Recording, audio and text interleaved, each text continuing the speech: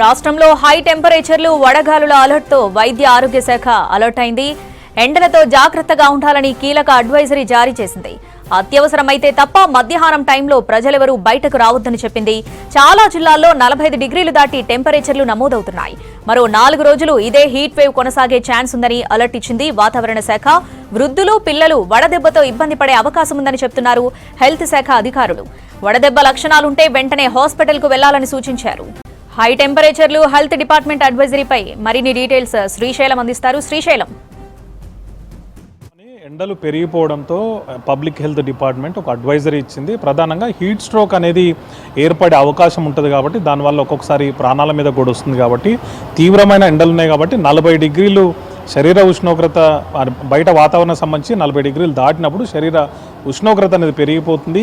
ఏదైనా అలసట కానీ, తలనొప్పి కానీ, లేకపోతే వామిటింగ్ సెన్సేషన్ లాంటివి, అదేవిధంగా చర్మం దద్దులు రావడం, ఇట్లాంటి సిమ్టమ్స్ ఏమైనా కనిపిస్తే కనుక వెంటనే మీరు వడదెబ్బకు గురైనటువంటి సిమ్టమ్స్ కాబట్టి వెంటనే నీడ ప్రదేశానికి వెళ్ళడం కానీ, హాస్పిటల్కి వెళ్ళడం కానీ జాగ్రత్తగా చూసుకోవాలి. లేదంటే ప్రాణాల మీదకి వచ్చేటువంటి అవకాశం ఉంటుందని పబ్లిక్ హెల్త్ డైరెక్టరీ ఒక అడ్వైజర్ ఇచ్చింది. దాంతోపాటు 12 నుంచి 3:30 మధ్యలో ఖచ్చితంగా బయటకు రాకుండా ఉండడం అనేది మంచిదని చెప్తోంది.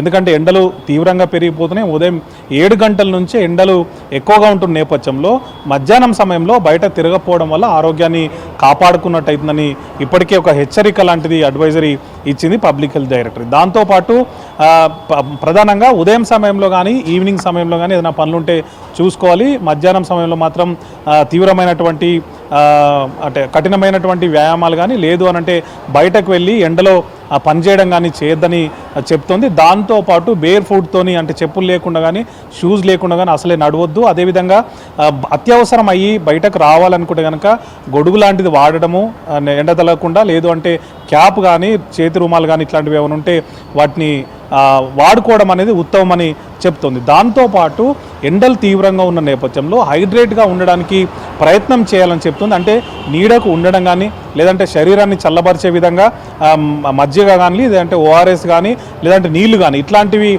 అందుబాటులో ఉంచుకోవడము. బయటకు వెళ్తే ఖచ్చితంగా వాటర్ బాటిల్ అనేది క్యారీ చేయడం అనేది తప్పనిసరిగా చూసుకోవాలని చెప్పి సూచించింది. దాంతోపాటు వేడిగా ఉండేటువంటి పదార్థాలు, టీ, కాఫీ వంటివి కానీ, లేదంటే ఆల్కహాల్కు దూరంగా ఉండడం మంచిది. దాంతోపాటు ఈ సాఫ్ట్ డ్రింక్స్, అంటే చల్లగా ఉన్నాయని చెప్పి సాఫ్ట్ డ్రింక్ తాగడం వల్ల కూడా హెల్త్కి ఇబ్బంది అవుతుంది కాబట్టి వాటికి కూడా దూరంగా ఉంటే మంచిదని చెప్తోంది. దాంతోపాటు చిన్నపిల్లలు, వృద్ధులు, గర్భిణీలు మధ్యాహ్నం సమయంలో అసలు ఉదయం 9 తర్వాత బయటకు రాకుండా ఉండే మంచిదని వాళ్ళు హెచ్చరికలు జారీ చేస్తున్నారు. పిల్లలు తొందరగా ఎండకు గురయ్యే అవకాశం ఉంటుంది. సమ్మర్ హాలిడేస్ కూడా ఉండడంతో బయటకు వచ్చి వాళ్ళు గేమ్స్ అనేది ఆడడం వాటి మీద ఇంట్రెస్ట్ చూపిస్తారు కాబట్టి వాళ్ళను కూడా ఎండకు రాకుండా ఉండడం, ఈ 3-4 రోజులు వాళ్ళను హైడ్రేట్గా ఉంచడం అనేది మంచి అని చెప్పి సూచనలు చేసింది. దాంతోపాటు వృద్ధులకు సంబంధించి కూడా సాధారణంగా హీట్ స్ట్రోక్ అనేది ఎక్కువగా వృద్ధులు గురైపోయి వాళ్ళలోనే ఎక్కువగా మరణాలను సంభవిస్తున్నాయి కాబట్టి వృద్ధులు బయటకు రాకుండా వాళ్ళు ఇంట్లోనే ఉండే విధంగా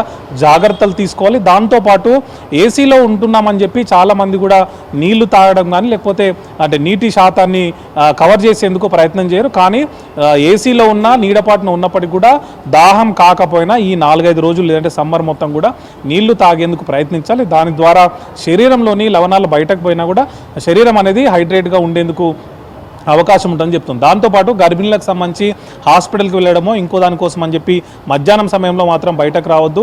ఏదైనా ఉంటే ఉదయం, సాయంత్రం వేళలో అది కూడా 6 తర్వాత చూసుకోవాలని చెప్పి సూచిస్తుంది. దీంతో పాటు అంటే డిపార్ట్మెంట్ పరంగా కూడా ఈ హీట్ స్ట్రోక్ సంబంధించి కానీ, లేకపోతే ఇంకేదైనా ఇబ్బంది ఉంటే బయటకు హాస్పిటల్కి సంబంధించి ప్రాథమిక ఆరోగ్య కేంద్రాల నుంచి మొదలు పెడితే జిల్లా ఆసుపత్రుల వరకు అవసరమైనటువంటి బెడ్లు కానీ, మందులు కానీ, ఈ హీట్ స్ట్రోక్ బారిన పడితే ఇవ్వాల్సిన ట్రీట్మెంట్ సంబంధించి సిబ్బంది కానీ అందుబాటులో ఉన్నారు.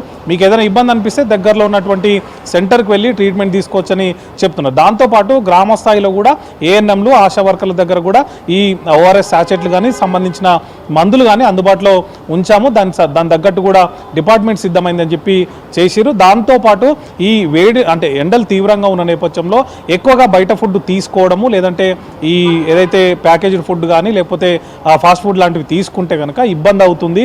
దానివల్ల వాంతులు విరేచనాలు లేకపోతే ఇవన్నీ తలెత్తి డీహైడ్రేట్ అయిపోయి బాడీకి ఇబ్బంది అయ్యే అవకాశం ఉంటుంది. కాబట్టి అట్లాంటి వాటి జోలికి పోకుండా ఇంట్లో ఉంటూ ఇంటి ఆహారమే తీసుకుంటూ ఎక్కువగా బాడీని హైడ్రేట్గా ఉంచేటువంటి డ్రింక్స్ అనేవి తీసుకోవడం ద్వారా శరీరాన్ని కాపాడుకోవచ్చు. హీట్ స్ట్రోక్ గురి కాకుండా కూడా జాగ్రత్త పడే అవకాశం ఉందని చెప్పి పబ్లిక్ హెల్త్ డైరెక్టర్ ఒక అడ్వైజరీ మాత్రం ఇచ్చారు శ్రావణి.